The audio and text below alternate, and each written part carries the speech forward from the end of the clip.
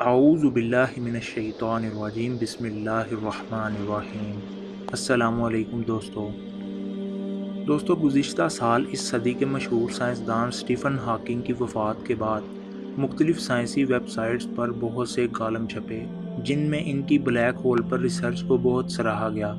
لیکن کیا آپ کو معلوم ہے کہ بلیک ہول ہے کیا بلیک ہول کا رنگ واقعی سیاہ ہے یا اس سیاہ پردے کے پیچھے بھی بہت سے راز ہیں؟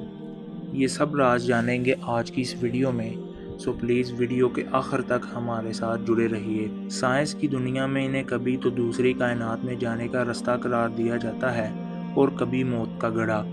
بلیک ہول مادے کی ایک بے پناہ کثیف حالت ہے جس کی وجہ سے اس کی کشش ثقل اس قدر بلند ہو جاتی ہے کہ کوئی بھی شے اس سے گزر نہیں سکتی۔ بلیک ہول کا تصور مشہور جغرافیہ دان جان مچل نے 1783 میں رائل سوسائٹی کے لیے لکھے گئے ایک مقالے میں پیش کیا۔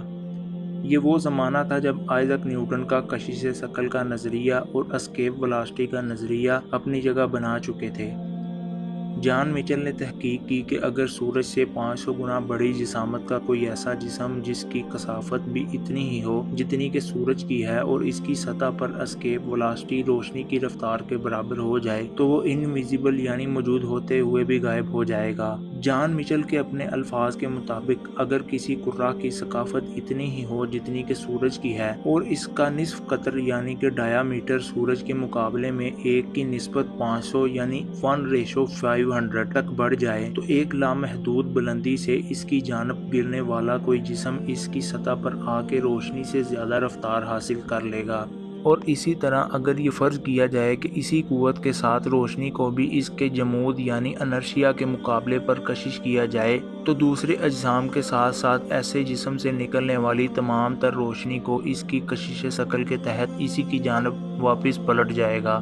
جان مچل نے اس کو تقریباً ناممکن کہا لیکن اس نے کائنات میں ایسے کسی جسم کی موجودگی کے امکان کو جس کو دیکھنا ناممکن ہو یکسر مسترد بھی نہیں کیا۔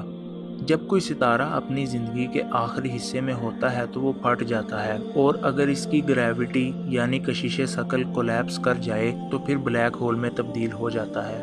دوستو اگر یہی ستارہ نسبتاً چھوٹا ہو تو یہ نیوٹرون سٹار میں بدل جاتا ہے۔ نیوٹرون سٹار پر میں ایک تفصیلی ویڈیو بنا دوں گا۔ دوستو سائنسدانوں کے مطابق ہر ستارہ اپنی عمر پوری کرنے کے بعد یعنی اپنا تمام تر فیول استعمال کرنے کے بعد تباہ ہو جاتا ہے، لہٰذا ہمارا سورج بھی اپنی تباہی کی تیاری کر رہا ہے۔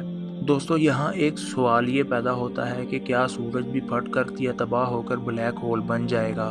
کوئی بھی ستارہ بلیک ہول اس وقت بنتا ہے جب اس کے تمام مادے کو چھوٹی جگہ میں قید کر دیا جائے، یعنی اگر ہم اپنے سورج کو ایک ٹینس بال جتنی جگہ میں قید کر دیں تو یہ بلیک ہول میں تبدیل ہو جائے گا، لیکن ایسا ممکن نہیں۔ سائنسدانوں کے مطابق سورج اپنی عمر پوری کرنے کے بعد ایک ریڈ ڈارف میں بدل جائے گا کیونکہ سورج ایک بہت چھوٹا ستارہ ہے۔ بلیک ہول میں تھوڑی جگہ پر انتہائی زیادہ مادے کی وجہ سے اس کی کشش اتنی زیادہ ہو جاتی ہے کہ روشنی جو اب تک کی تحقیقات کے اعتبار سے کائنات کی سب سے تیز ترین چیز ہے اس سے نہیں گزر سکتی۔ دوستو کئی لوگوں میں یہ تاثر پایا جاتا ہے کہ اگر ہمارا سورج بلیک ہول بن گیا تو یہ نظام شمسی کے تمام سیاروں کو نگل لے گا، لیکن حیران کن بات یہ ہے کہ سائنسدانوں کے مطابق اگر سورج بلیک ہول بن جاتا ہے جو کہ ناممکن ہے تب بھی زمین اور باقی سیارے اپنے مدار میں بے ضرر چکر لگاتے رہیں گے، کیونکہ بلیک ہول کی کشش کا دار و مدار اس میں موجود مادے کی مقدار پر ہوتا ہے، اور جیسا کہ سورج کے بلیک ہول بننے کے بعد بھی اس میں مادے کی مقدار وہی رہے گی، اس لیے سیاروں پر لگنے والی کشش ثقل بھی وہی رہے گی۔ چونکہ بلیک ہول بننے کے بعد سورج کا حجم انتہائی کم ہو جائے گا تو اس کے گرد ایک حد تک کشش بہت زیادہ ہو جائے گی۔ اگر کوئی بھی چیز اس حد کو پار کر جائے تو پھر اس کا واپس آنا ناممکن ہو جائے گا۔ بلیک ہول کے گرد اس حد کو فلکیاتی اصطلاح میں ایونٹ ہوریزن کا نام دیا جاتا ہے۔ اگر ہم روشنی کی بات کریں تو یہی ایک ذریعہ ہے جو ہماری آنکھ محسوس کرتی ہے اور ہمیں وہ چیز دکھا دیتی ہے۔ اس پر بعض لوگوں کا یہ سوال ہے کہ اگر بلیک ہول کی ایونٹ ہوریزن روشنی بھی واپس نہیں آتی तो फिर साइंसदान ब्लैक होल की निशानदही किस तरह करते हैं? इस सवाल का जवाब आसान है कि आज तक साइंसदानों ने न कभी ब्लैक होल को देखा और मुमकिन है कि आने वाले वक्तों में भी नहीं देख सकेंगे। लेकिन हाल ही में हमारी अपनी मिल्की वे कहकशां के मरकज में हजारों ब्लैक होल दरियाफ्त किए गए। जी हाँ, ये बात 20वीं सदी से ज़ेरे बहस थी कि सुपर मैसो ब्लैक होल, जो कि ऐसे ब्लैक होल को कहा जाता है कि जिसमें सूरज की तरह के 40 लाख सितारे समा सकते हों, इसके आसपास बहुत से छोटे ब्लैक होल भी मौजूद होते हैं। लेकिन साइंसदानों ने इस बात का मुशाहदा नहीं किया था, लिहाजा इस बात को साबित करार देना मुश्किल था। लेकिन चंद हफ्ते पहले साइंसदानों ने हमारी अपनी कहकशां के मरकज में मौजूद सुपर मैसो ब्लैक होल के इर्द गिर्द हजारों छोटे ब्लैक होल्स के महवर दरियाफ्त किए। इस दरियाफ्त के बाद ये बात भी साबित हुई कि ऐसे बड़े ब्लैक होल के गिर्द छोटे ब्लैक होल भी मौजूद होते हैं। ये बात साइंसदानों ने कहकशां के मरकजी ब्लैक होल की तस्वीर लेते वक्त की। ये बात भी काबिल गौर है कि जब ब्लैक होल मादे को निगलता है तो इवेंट होरिज़ॉन से पहले शदीद कशिश की वजह से मादा रेजा रेजा हो जाता है और एनर्जी में तब्दील हो जाता है।